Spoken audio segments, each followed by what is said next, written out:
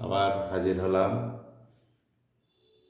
আশা করি সবাই ভালো আছো। অনুপাত নিয়ে আরও দু একটা বিভিন্ন ধরনের অঙ্কের আলোচনা করব। এখানে ধরো বলা আছে যে একজন লোক সে মাসে আয় করে 24,750 টাকা। 24,750 এত টাকা। এটা কি? তার মাসে আয়। মাসে আয় হচ্ছে এটা। এবার বাড়ি ভাড়া দেন তার থেকে এখান থেকে বাড়ি ভাড়া 750 টাকা, খুব কম। এত টাকা বাড়ি ভাড়া দেন, তাহলে তার মাসে তিনি এত টাকা আয় করলেন আর বাড়ি ভাড়া দিচ্ছেন এত টাকা। বাকি তাকে কত টাকা বাড়ি ভাড়া দেওয়ার পরে বাকি টাকাটা, সেটা তাহলে বিয়োগ করতে হবে। 24,750 থেকে 750 টাকা বাদ দিলে 24,000 টাকা তাহলে থাকে। বলছে যে টাকাটা বাড়ি ভাড়া দেওয়ার পরে যে টাকাটা থাকছে সেইটা খরচ করছে কিসে? সংসার খরচ। এই টাকাটা খরচ করছে সংসারের জন্য। সংসার খরচ, চাল ডাল এই সমস্ত কিনতে হচ্ছে, চাল ডাল মাছ সবজি, তাহলে সংসার খরচ একটা আছে। আর কিছু টাকা খরচ করে ছেলে মেয়ে আছে, তাদের পড়াশোনার জন্য খরচ। পড়াশোনার জন্য খরচ করেন। তাহলে এই টাকাটা বাড়ি ভাড়া দেওয়ার পর যে টাকাটা থাকে সেই টাকাটা দুটো পার্টে দুটো খরচ করেন দুভাবে। একটা সংসার খরচ। তাহলে এই দুটোর অনুপাত কত সেটা বলা আছে। 3:1 অনুপাতে এই খরচটা হয়। তাহলে এখন তিনি কত টাকা সংসার খরচ করে, এখানে আমাদের বের করতে হবে যে সংসার খরচ তাহলে তিনি কত টাকা করে। তাহলে মোট এই টাকাটা এই অনুপাতে খরচ হয়, 3:1 অনুপাতে। তাহলে সংসার খরচের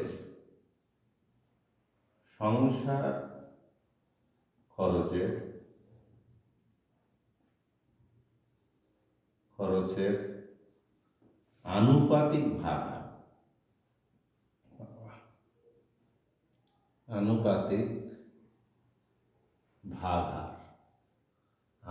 ভাগ হার মানে এই যে 3:1, তাহলে মোট কত হবে? 3 + 1, এটা হলো 4। তাহলে এই 4 ভাগের মধ্যে সংসার খরচ করেন কত ভাগ? 3 ভাগ। তাহলে মোট 4 ভাগের মধ্যে 3 ভাগ সংসার খরচ। 4 অংশের মধ্যে 3 অংশ খরচ করে। 4 টাকার মধ্যে 3 টাকা। 3:1 মানে মোট কত হচ্ছে? 4। তাহলে টোটাল 4 ভাগের মধ্যে 3 ভাগ সংসার খরচ আর 1 ভাগ পড়াশোনা। তাহলে সংসার খরচের জন্য আনুপাতিক ভাগ হার মোটের উপরে হচ্ছে 8। তাহলে সংসার খরচ কত? সুতরাং সংসার খরচ শুধু এইটা বের করতে বলা হয়েছে যে কত টাকা তার সংসার খরচ হয়। সংসার খরচ হয়, আনুপাতিক ভাগ হারটা লিখবে, লেখার পরে মোট যে টাকাটা ভাগ হচ্ছে আনুপাতিক ভাগ হার। তাহলে এই টাকাটা, টোটাল টাকাটা, এই টাকাটা ভাগ হচ্ছে 2 ভাগ। কিছু টাকা সংসার খরচ আর কিছু টাকা পড়াশোনার জন্য খরচ, অনুপাতটা বলা আছে। তাহলে শুধু সংসার খরচ হবে 4 টাকার মধ্যে 3 টাকা, 24,000 টাকার মধ্যে কত টাকা? এটা দেখো কাটাকাটি যাচ্ছে, 4, 6,000, তাহলে 3, 6, 18,000। তাহলে তার সংসার খরচ হবে 18,000 টাকা। এটাই আছে। তাহলে প্রশ্নটা ছিল কি? প্রশ্নটা এবার এখান থেকে তোমরা প্রশ্নটা লিখে নিতে পারো যে এক ব্যক্তির মাসে আয় হয় এত টাকা, বাড়ি ভাড়া দেন এত টাকা, বাড়ি ভাড়া দেওয়ার পরে যে টাকাটা অবশিষ্ট থাকে সেই টাকার কিছু অংশ সংসার খরচ এবং বাকি অংশ পড়াশুনো করা। খরচ করেন। তাহলে সংসার খরচ ও পড়াশুনো খরচের অনুপাত 3:1 হলে তিনি কত টাকা সংসার খরচ করেন। প্রশ্নটা বোঝা গেল? প্রশ্নটা হলো, এক ব্যক্তির মাসে আয় বলা আছে, তাতে কিছু টাকা তিনি বাড়ি ভাড়া দিচ্ছেন, বাড়ি ভাড়া দেওয়ার পরে যে টাকাটা থাকছে সেই টাকার একটা অংশ সংসার খরচ আর একটা অংশ পড়াশুনো, ছেলেমেয়ের পড়াশুনোর জন্য খরচ করে। সংসার খরচ আর পড়াশুনোর খরচের অনুপাত কত? 3:1। তাহলে তিনি কত টাকা সংসার খরচ করেন এটা বের করতে হবে। তাহলে অনুপাত দেওয়া থাকবে, সংসার খরচ আর পড়াশোনার খরচের অনুপাত 3:1, মানে 4 ভাগের মধ্যে সংসার খরচের আনুপাতিক ভাগ আর হলো 3/4, তাহলে সংসার খরচ হয় এই টাকা। নেক্সট, পরের প্রশ্নে আমরা যাচ্ছি। পরের প্রশ্নটা হলো,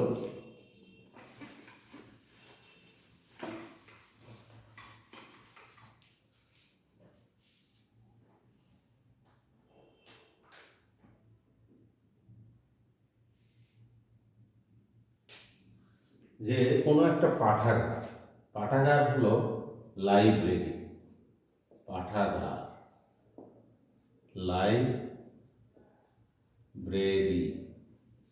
একটা লাইব্রেরিতে প্রচুর বইপত্র থাকে আমরা জানি।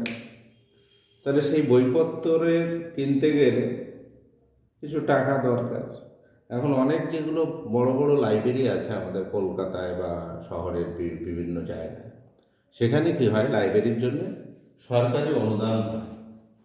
যেমন বিদ্যালয়গুলো পায়, তেমনি এই পাঠাগার যে আছে সেই পাঠাগারের বই কেনার জন্য সরকারি অনুদান পায়, সরকার থেকে কিছু টাকা পায়। সরকারি অনুদান এই পাঠাগারে কত পেয়েছে? সরকারি অনুদান সেটা, সেই টাকাটা পেয়েছে বছরে 74,750 টাকা। এই টাকাটা সরকারি অনুদান পেয়েছে। আর চাঁদা তুলেছে 4,350 টাকা। 4,350 টাকা এটা চাঁদা বাবদ তোলা হয়েছে, চাঁদা বাবদ। আর পুরানো কাগজপত্র বিক্রি করে পেয়েছে 1,300 টাকা। এইটা পুরানো কাগজপত্র, এটা বিক্রি করেছে, বিক্রি করে কত টাকা পেল? এত টাকা পেল। তাহলে মোট কত টাকা হলো? এটাই অ্যাকচুয়ালি এইবার নতুন বই কিনবে, কিছু টাকা অনুদান পেয়েছে আর কিছু টাকা চাঁদা বাবদ আয় করেছে। সদস্য আছে একটা লাইব্রেরি, পাঠাগার, সেখানে যারা ডেলি আসে বা যারা সদস্য তারা চাঁদা দেয় মাসে। তাহলে এইভাবে চাঁদা বাবদ এত টাকা আয় হয়েছে আর পুরানো কাগজপত্র বিক্রি করে এত টাকা পাওয়া। তাহলে টোটাল কত টাকা পাওয়া গেল? তাহলে যোগ করবে, 5 5 10 0 হাতে 1, 3 3 9 10 0 হাতে 1, 4 2 8 9 10 0 হাতে 1, 8,000 টাকা, 80,000 টাকা, 74,350 টাকা। এইবার এই টাকায় কি হচ্ছে? বই কেনা, বই বাঁধা আর কর্মচারীর বেতন। তাহলে এই যে টাকাটা আয় হলো এটা, তাহলে বই কিনতে হচ্ছে, বই কেনা, আবার শুধু বই কিনলে হবে না, কিছু পুরানো বই সেগুলো বাঁধাই করতে হয়, বই বাঁধাই, আর কর্মচারীর বেতন, কর্মচারীর বেতন। একটা লাইব্রেরি চালাতে গেলে কর্মচারী রাখতে হবে। তাহলে এই যে 3 ভাবে টাকাটা ব্যয় হচ্ছে, বই কিনতে, বই বাঁধাই করতে আর কর্মচারীর বেতনের জন্য, সেটা কি অনুপাতে? সেটা হলো 15:3:2, যে এই অনুপাতে। অর্থাৎ বই কেনা, বই বাঁধাই আর কর্মচারীর বেতন। বই কিনতে অনেক টাকাই চলে যায়, বই বাঁধায় সেটাও ভালো অ্যামাউন্ট। বই অনেক সময় পুরানো হয়ে যায়, ছিঁড়ে যায় কোনো পৃষ্ঠা খুলে যাচ্ছে, বই পুরানো হয়ে গেলে সেগুলোকে যত্ন করে মাথায় করতে হবে, তাহলে আবার পড়তে পারবে। আর কর্মচারীর বেতন তার সেই অনুপাতটা কত? তাহলে এখান থেকে চাওয়া হচ্ছে যে কত টাকার নতুন বই কেনা হয়েছিল। শুধু একটা উত্তর জানতে চাওয়া হচ্ছে যে কত টাকা নতুন বই কেনা হয়েছিল। এটা প্রশ্নটা তোমাদের ভালো করে বুঝে নিতে হবে। প্রশ্নটা বুঝতে পারলে উত্তরটা খুব সহজে করতে পারবে।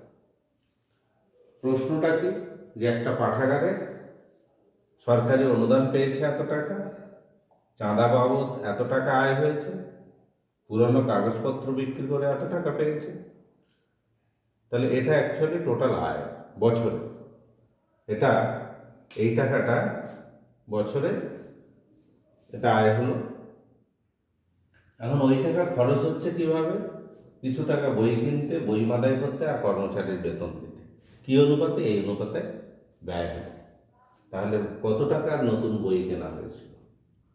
তাহলে এবার এখান থেকে আমরা লিখতে পারি যে নতুন বই কিনতে, নতুন বই কিনতে খরচের, যে খরচ হয়, খরচের আনুপাতিক ভাগ হার। আনুপাতিক ভাগ হার সবসময় এইভাবে নেবে। বই কিনতে, বই কেনাটা প্রথমে আছে, তাহলে বই কেনার জন্য কত? 15 ভাগ 15, নিচে লিখতে পারো 15 যোগ 3 যোগ 2, অর্থাৎ 15 এবং 15 আর 3 18 19 20। তা কেটে ছোট করতে পারো 3 4 ইজিক্যাল টু 3/4। তাহলে 15 20 রাখতে পারো, অসুবিধা নেই।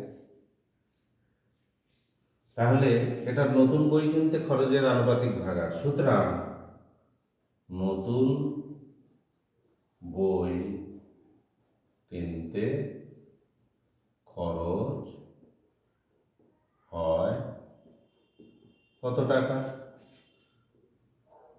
আনুপাতিক ভাগারের সঙ্গে এবার মোট টাকাটা এখানে আনতে হবে, এত টাকা। 4 দিয়ে দেবে, কেটে দেবে, 4 20 80, 20,000। তাহলে 3 20 60, 60,000 টাকা খরচ হয়। খরচ হয় কত? 60,000 টাকা। তাহলে এই টাকাটা খরচ হয়, এটা হলো অ্যান্সার। বোঝা গেল? আনুপাতিক ভাগ হার বের করবে, আনুপাতিক ভাগ হার করে তারপরে খরচটা বের করবে। ঠিক আছে, পরের দিন আবার তোমাদের সঙ্গে বিভিন্ন ভ্যারাইটিজ অঙ্কের উপরে আলোচনা করব। আজকে এখানেই শেষ করছি।